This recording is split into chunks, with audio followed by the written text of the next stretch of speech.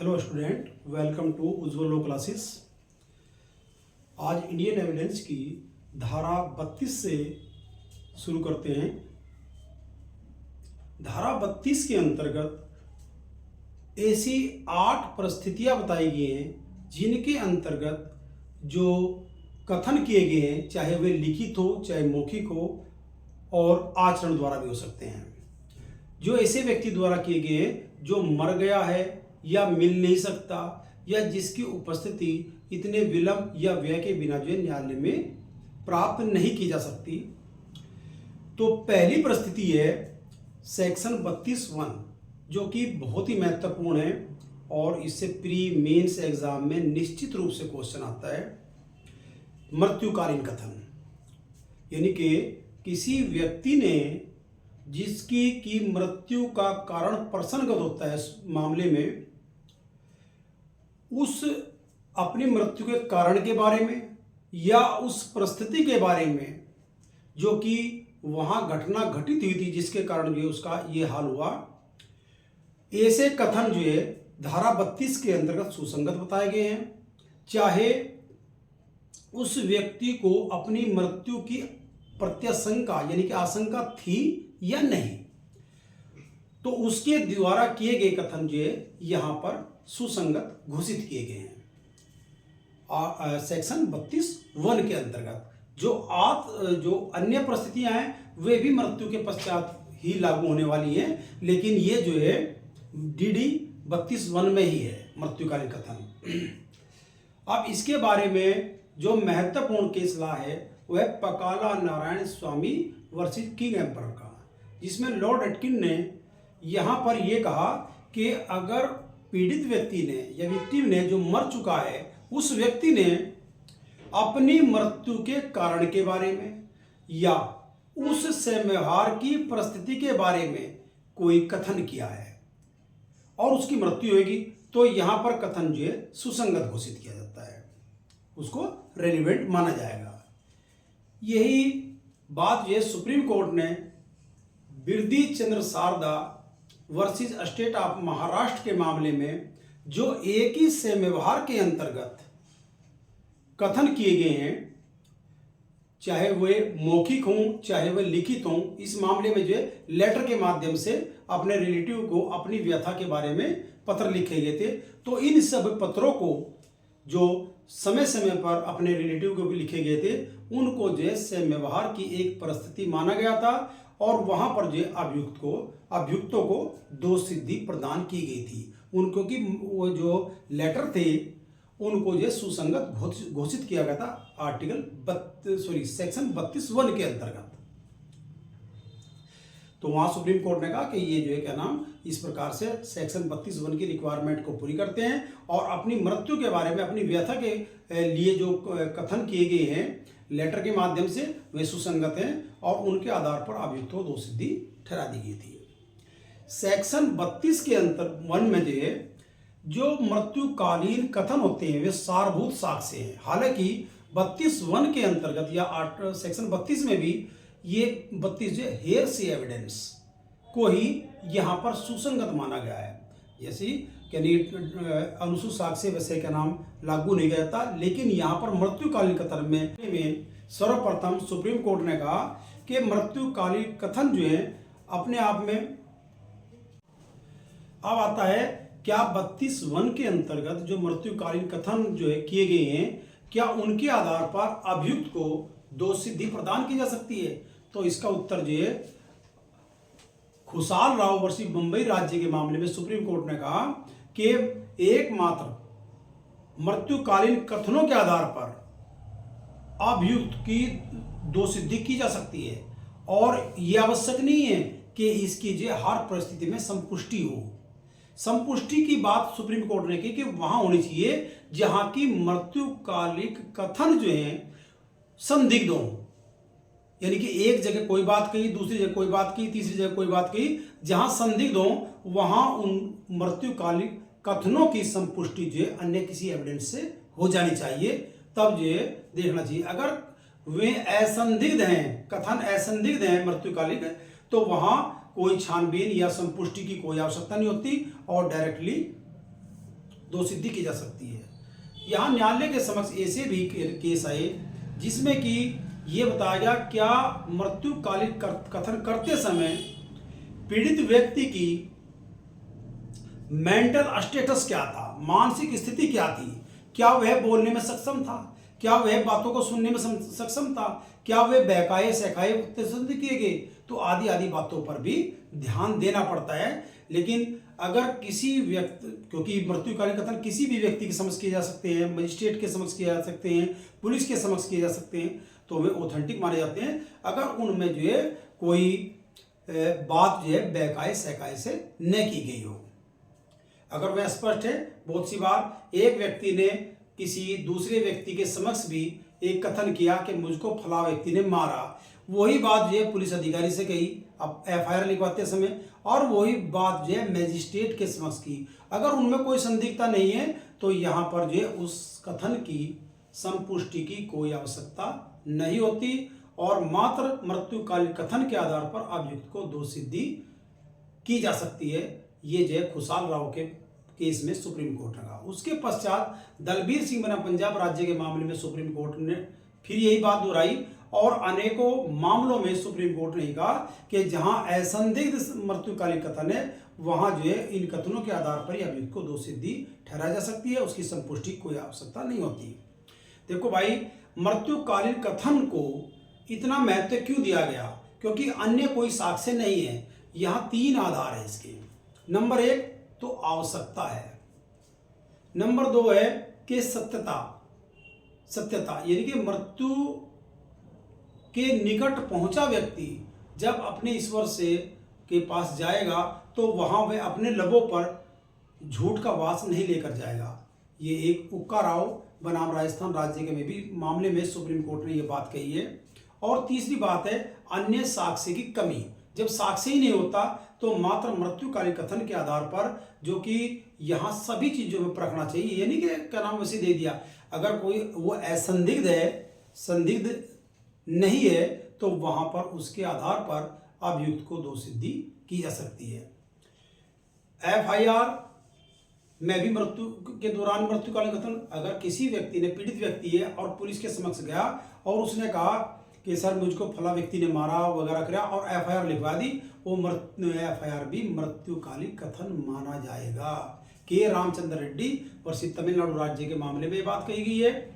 परिवाद के, अगर परिवाद किया, परिवाद करने के पश्चात वह व्यक्ति मर जाता है तो वो भी मृत्युकालीन कथन माना जाएगा।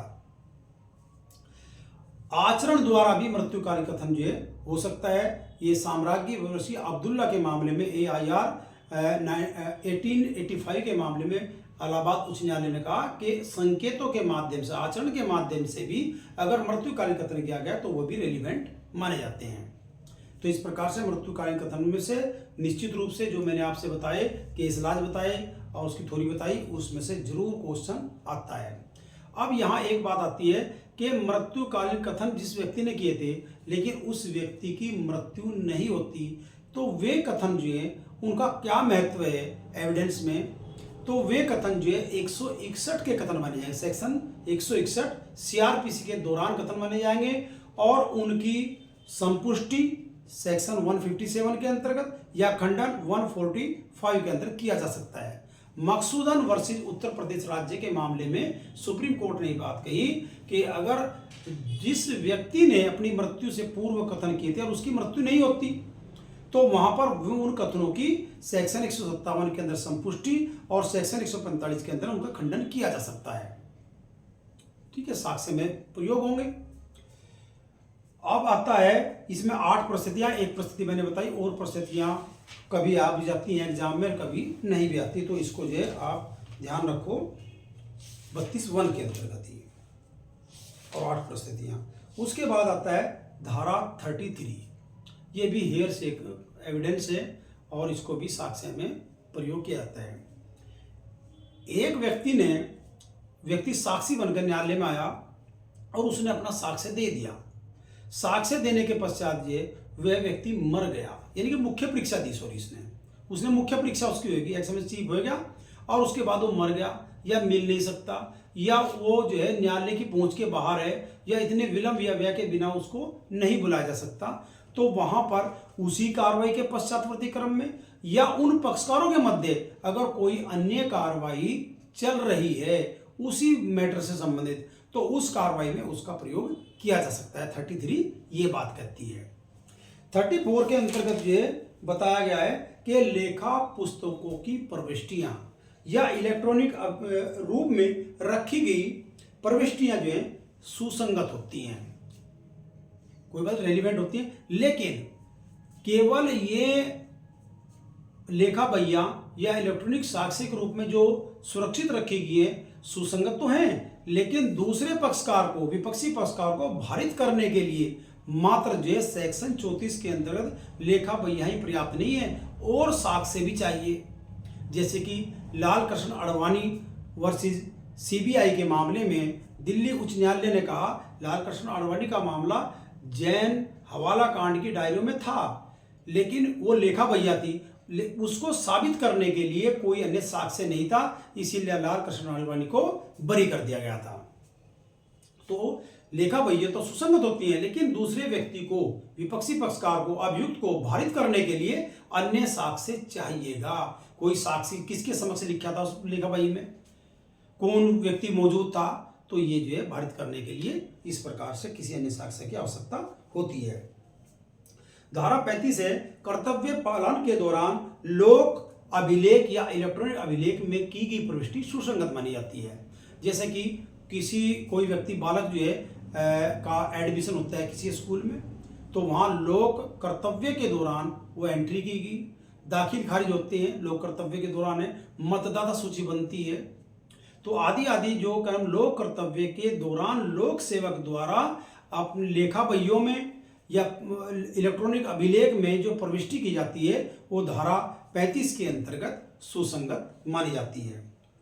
धारा 36 में मानचित्र या चार्टरों में जो बनते हैं, जो सर्वे ऑफ इंडिया द्वारा जो गवर्नमेंट ऑथराइज होते हैं, उनके द्वारा जो मानचित्र, जैसा भारत का मानचित्र है, सहारनपुर का मानचित्र है, मेरठ का मानचित्र है, उत्तर प्रदेश का मानचित्र है, महाराष्ट्र का, गुजरात का आदि आदि के मानचित्र हैं, वे जो है यहाँ पर सुसंगत माने जाते हैं अगर वे लोक कर्तव्य के दौरान सरकार द्वारा प्राधिकृत व्यक्ति द्वारा तैयार किए गए या अथॉरिटी द्वारा तैयार किए गए हैं, चाहे वो मैप हो, जो क्या नाम आपका रेखांकन प्लान, वो भी यहाँ पर सुसंगत माना जाता है।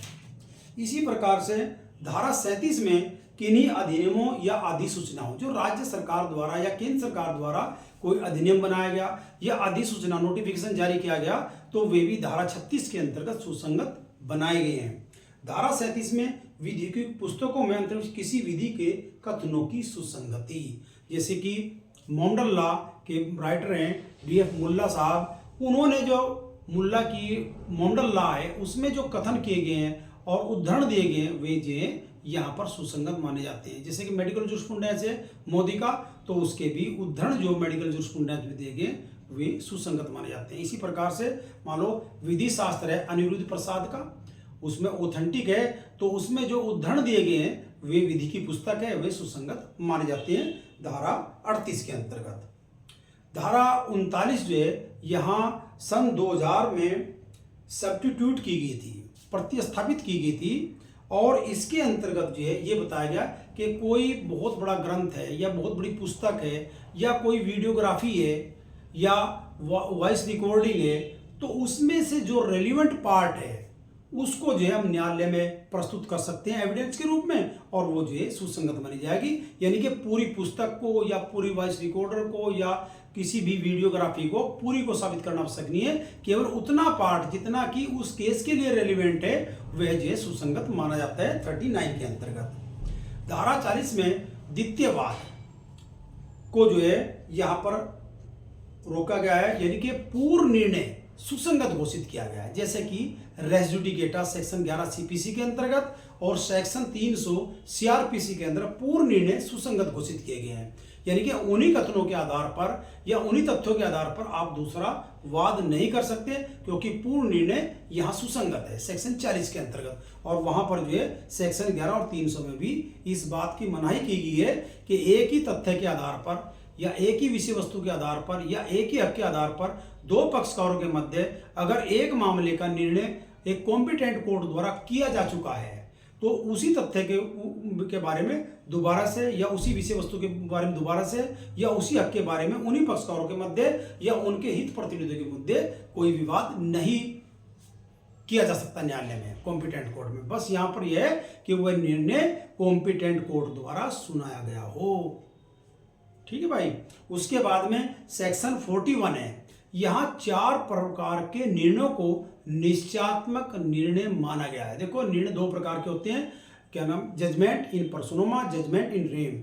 यहाँ पर सर्वबंधी, रेम कहते हैं सर्वबंधी निर्णय जो पूरे समाज को बाधित करता है, और व्यक्तिबंधी निर्णय यानी कि पक्षकारों को बाधित करता है। तो यहाँ सर्वबंधी निर्णय इन 4 निर्णयों के बारे में बताया गया है, जो है विवाह विषयक, प्रोबेट विषयक, दिवाला विषयक और नवविधिकरण विषयक। ये 4 प्रकार के निर्णय हैं जो कि सेक्शन 41 के अंतर्गत निश्चयात्मक घोषित किए गए हैं। ये अगर किसी न्यायालय ने निर्णय दे दिए तो दूसरा पक्षकार जो है इनको जो है एलिगेट नहीं कर सकता, सिवाय सेक्शन 44 के। अगर सेक्शन 44 के अंतर्गत इनकॉम्पिटेंट कोर्ट ने पारित कर दी तो क्या नाम, इनको चैलेंज किया जा सकता है। अगर कपट द्वारा प्राप्त किया गया या दुसंधि द्वारा, कोलिजन द्वारा प्राप्त किया गया तो इसको चैलेंज किया जा सकता है। अन्यथा ये सेक्शन 41 के अंतर्गत 4 प्रकार के निर्णय निश्चयात्मक सबूत माने गए हैं। सेक्शन 42 कहता है कि जो सेक्शन 41 के अंतर्गत निर्णय उनसे भिन्न निर्णय, अगर वे लोक प्रकृति की बात में, निश्चयात्मक तो नहीं है। सेक्शन 42 के अंतर्गत जो निर्णय दिया गया है वो लोक प्रकृति की बात के बारे में दिया गया है, वह जो है निश्चयात्मक तो नहीं होता लेकिन सुसंगत होता है, क्योंकि निश्चयात्मक निर्णय केवल सेक्शन 41 के अंतर्गत है। सेक्शन 42 के अंतर्गत लोक प्रकृति की बातों के बारे में अगर कोई निर्णय दिया गया है तो सेक्शन 42 के अंदर वह रेलिवेंट माना गया है। ठीक है, लोक प्रकृति का केवल बातें के बारे में। सेक्शन 43 कहती है धारा 40, 41 और 42 से भिन्न निर्णय विसंगत होते हैं यदि ऐसे निर्णय या आदेश या डिग्री विवादक तथ्य न हो या इस अधिनियम के किसी अन्य उपबंध के अंतर्गत सुसंगत घोषित न किए गए हों। यानी कि 40, 41, 42 में तो निर्णय सुसंगत घोषित है, लेकिन 43 के अंतर्गत जो निर्णय है अगर वे विसंगत माने जाएंगे, इनके अलावा जो निर्णय होंगे विसंगत माने जाएंगे। अगर वे विवादक तथ्यों के बारे में तो सुसंगत होंगे, और इस अधिनियम के अंतर्गत किसी अन्य प्रावधान के अंदर वो सुसंगत घोषित किए गए तो वे सुसंगत माने जाएंगे। तो यहाँ पर जो है बहुत ही महत्वपूर्ण सेक्शन है भाई ये, और बहुत टेक्निकल भी है, जो कि एग्जाम में इस प्रकार से आता है। मैं आपसे इसका एक दृष्टांत बताता हूँ और 2 दृष्टांत बताता हूँ। सॉरी, ए ने बी और सी 2 व्यक्तियों की मानहानि की। दोनों ने, बी ने अलग सूट फाइल किया ए के विरुद्ध और सी ने अलग सूट फाइल किया कंपनसेशन प्राप्त करने के लिए ए के विरुद्ध। अब बी ने जो सूट ए के विरुद्ध फाइल किया था और सी ने ए के विरुद्ध फाइल किया था, यहां दोनों में इसमें जजमेंट आता है, पहले उसमें जजमेंट आएगा, दूसरे में जजमेंट नहीं आया। तो इसमें जो निर्णय दिया गया है वह इस मामले में विसंगत है। ये नहीं, क्योंकि यहां हम सामान्यतः तर्क बुद्धि के माध्यम से सोच रहे हैं कि जब इसकी मानहानि के लिए इसको क्या नाम दोष सिद्धि कर दिया गया तो इसके लिए क्यों नहीं किया जाएगा। दोनों की साथ साथ मानहानि की थी, लेकिन नहीं, ऐसा नहीं है। अगर पहला निर्णय बी और ए के मध्य आ चुका है और इसमें जो ए के विरुद्ध निर्णय दिया जा चुका है तो वो निर्णय जो यहां सी के मामले में विसंगत माना जाएगा। उसके बाद दूसरा जो इसमें दृष्टांत है जो रेलिवेंसी के बारे में बताता है कि ए और बी के मध्य जो एक्स प्रॉपर्टी के बारे में विवाद चल रहा था कोर्ट में, और यहां पर जो ए मुकदमा जीत जाता है, यानी कि इसके पक्ष में निर्णय हो जाता है, जजमेंट हो गया, डिग्री होगी, आदेश पारित हो गया। तो यहां बी का लड़का सी को जो है आवेश आ जाता है और वह उसके बदला लेने की सोचता है कि इसको जो है अब जुतवाऊंगा जमीन, और वहां सी जो है इसका पुत्र इसका मर्डर कर देता है, हत्या कर देता है। तो यहां पर इसका मर्डर करने का एक हेतु है, मोटिव है, और मोटिव जो है सेक्शन 8 के अंतर्गत सुसंगत घोषित किया जाएगा। इसीलिए जो है ये निर्णय यहाँ क्रिमिनल केस में दिया सकता है। सर इस कारण ये मोटिव था इसको ए को मारने का, तो वो प्रस्तुत किया जाता है, वो रेलिवेंट माना जाएगा। उसके बाद धारा 44 जो है बताती है कि धारा 40, 41 और 42 के अंतर्गत जो है निर्णय, डिग्री या आदेश पारित किया गया है, अगर वह ऐसे कोर्ट द्वारा पारित किया गया जो कि उस मामले को सुनने के लिए सक्षम नहीं था, कॉम्पिटेंट कोर्ट नहीं था। सक्षमता वही यानी कि स्थानीय अधिकारता नहीं थी, विषय वस्तु संबंधी अधिकार सुनने की अधिकारता नहीं थी, या आर्थिक क्षेत्राधिकार नहीं था। ये तीन जो है इस प्रकार से क्षेत्राधिकार नहीं होते तो उसको जो है इनकॉम्पिटेंट कोर्ट माना जाता है। और या वह निर्णय, डिग्री या आदेश कपट द्वारा प्राप्त किया गया, या वह निर्णय, डिग्री या आदेश जो है दुसंधि कोलिजन द्वारा प्राप्त किया गया है, तो उसको जो एलिगेट किया जा सकता है यहाँ पर। उसके बाद आता है सेक्शन 45, ये विशेषज्ञों के बारे में बताता है, एक्सपर्ट ओपिनियन। देखो न्यायालय कितना ही विद्वान क्यों ना हो, कितने ही उसको जो है विषयों का ज्ञान क्यों ना हो, लेकिन समाज में जो विषय हैं या विधि के जो विषय हैं सभी का ज्ञान जो है उसको नहीं हो सकता। इसीलिए यहाँ पर 5 विषयों के बारे में न्यायालय एक्सपर्ट की ओपिनियन मंगाता है, विशेषज्ञ की राय लेता है। विशेषज्ञ कौन होगा इसको जो अधिनियम में नहीं बताया गया है। विशेषज्ञ के मतलब ऐसा व्यक्ति होता है जिसने कि प्रयोगों द्वारा या अनुभव द्वारा विशेष योग्यता अर्जित कर ली हो उस क्षेत्र में, उसको जो विशेषज्ञ कहते हैं। हालांकि यहाँ डिफाइन नहीं किया गया इसमें। तो यहाँ किस न्यायालय किन बातों के बारे में राय लेता है? नंबर 1 विदेशी विधि, विज्ञान की, कला की, हस्तलेख की और उंगली चिन्ह, यानी कि 5 विषयों के बारे में न्यायालय राय मंगा सकता है। राय लेगा, जजमेंट करना न्यायालय कार्य है, जजमेंट न्यायालय करेगा। केवल यहाँ पर ओपिनियन मंगाता है न्यायालय अपने आप को संतुष्ट करने के लिए, जो कि पत्रावली पर मौजूद साक्ष्य है या जो संदिग्धता थी उसको मिटाने के लिए केवल जो है यहाँ पर ओपिनियन मंगाता है। और ओपिनियन सुसंगत तथ्य घोषित की जाती है। जब भी एक्सपर्ट ओपिनियन देगा इस प्रकार से होगी। यहाँ कोई डिग्री होनी आवश्यक नहीं है, केवल अनुभव, जो अनुभवी व्यक्ति होता है उस विषय में पारंगत होता है उसको ही जो है विशेषज्ञ घोषित किया जाता है। यहाँ पर अब्दुल रहमान वर्षी मैसूर राज्य के मामले में एक अनुभवी सुनार की सोने की शुद्धता के बारे में दी गई राय को सुसंगत घोषित किया गया है। धारा 45